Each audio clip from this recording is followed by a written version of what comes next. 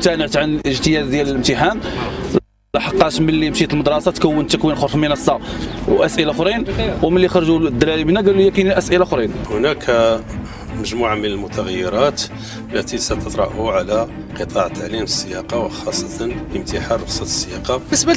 بالنسبة للتغييرات ديال الأسئلة في الشق النظري ما كاينش شي تغييرات كثار، غير هو بنك الأسئلة اللي كنا حنا كنخدموا به واحد 20 عام هذه زادوا عليه شي تعديلات.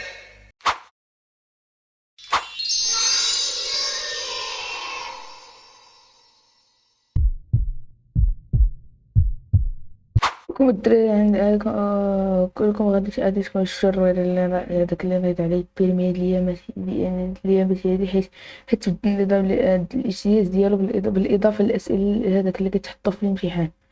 هذاك في اول وحده اللي دوزو نهار اثنين كيقولوا بلي الامتحان صعيب بزاف، وهذاك والدرجه الرسوب اكثر من 90%، وفي بعض المناطق وصلت 100% حتى واحد ما نجح. واش بصح البيرمي صعيب؟ هذاك شنو تبدل في البيرمي؟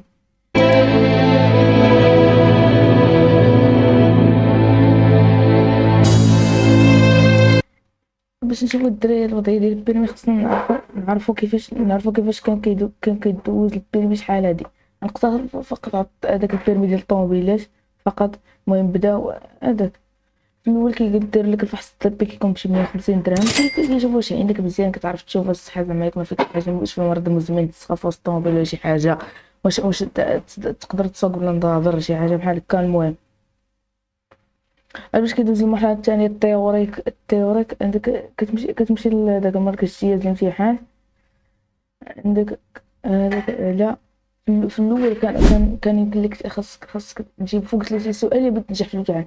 30 على 40 فهمتي، كيعطيك 40 سؤال خاصك تجيب على 30 ولا اكثر من 30. عاد باش في العام سميتو قبل 2016 هكا كان خاصك تجاوب على 32. عاد باش في 2019 2017 2018 تبدلوا ولا بدلوه دابا ولا خاصك تجيب 34 سؤال على 40 من اصل 40. وهما كيشدوا 40 سؤال من اصل 600 سؤال، كيختاروا لك كيعزلوا لك 40 سؤال من السيستم كامل. هذاك سيدي هذاك الثمن الاجمالي ديالك كيتراوح من 2500 درهم، من 2000 درهم حتى 2500 درهم. عندك سيدي دابا نشوفوا النظام الجديد. عندك الفحص الطبي تا هو كتا النظام الجديد اللي كيمر من 3 المراحل. عندك الفحص الطبي التيوريك داك والسوق، عندك المرحله ديال السوق غير هو تبدلات. هذاك كتخصك تجاوب على 34 سؤال من اصل 40 سؤال، ومن هذوك 40 سؤال كيتخذوا من 1000 سؤال اللي كاين في السيستم. فهمتي، في الاول كانوا كيشدوا 40 سؤال، كيشدوا 40 سؤال من اصل 600، دابا كيشدوا 40 سؤال من اصل 1000. فهمتي. المهم عندك سيدي واللي كتسولك يقول لك دوزو مع 3550 درهم صافي. وعندك سيدي يولي وقال لك سيدي غادي يولي هذاك يعتمد على الطوموبيلات الاوتوماتيك هادشي. وسبحان وداك قال لك هذاك كلشي جا موافق اليوم الوطني للسلامة الطرقية المعتاد. وهادشي بسبب كثرة الحوادث الساعة. داكشي اللي قالوا داكشي اللي قال لك كثرة حوادث الساعة يعني داكشي. المهم انا عندك سيدي عندك المشكل في النظام الجديد. عندك سيدي المشكل في المرحلة التيوريك حطوا لهم شي اسئله والهربه الخيال العلمي. تخيل العلمي اليوم الاول هذاك وقال لك اعتذروا ما عرفتش شنو اعتذروا، قال لك اليوم الاول راه كان غير خطا، وهذاك غادي يعاودوا الناس اللي دوزوا في الاول هذاك يعاودوا له هذاك صافي صافي. وصافي شوف البيرمي المغربي حسب البيرمي، علاش قارن البيرمي بشي بيرمي اوروبي. مثلا حنا ناخذ على سبيل المثال اسبانيا المغرب. عندك سيدي وداك في اسبانيا اول حاجه خاصك في 12 الفجر هي الاولى.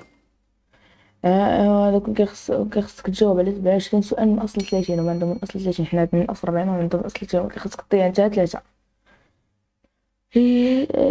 صافي.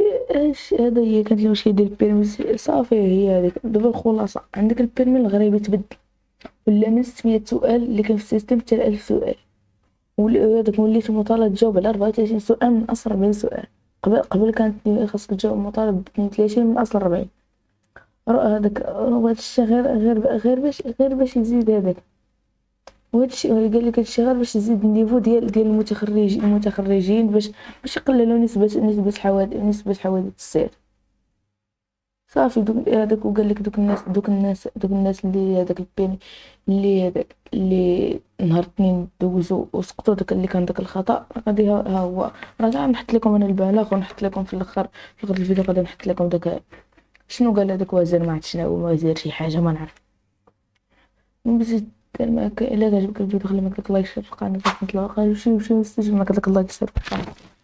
يلا الدراري يتوب عليكم. الامتحان هذاك اليوم اثنين بانه راه غادي تعطاهم الفرصه باش يعاودوا يدوزوا الامتحان بلا ما يتحسب لهم هذاك النهار، لانه يوم الاثنين كانت اول مره استعمال ديال البنك، وقمنا بتحليل ديال الاجوبه وفهمنا منين جاي الخلل وصلحناه ولا فدليه. النسبه ديال النجاح طلعت ل 35%، البارح وصلنا ل 40%، كل نهار تنديروا تقييم، واليوم في الغالب غادي نوصلوا ل 55%. من هنا لاخر الاسبوع غادي نوصلوا للنتيجه ديال النجاح المعتاد في النظر.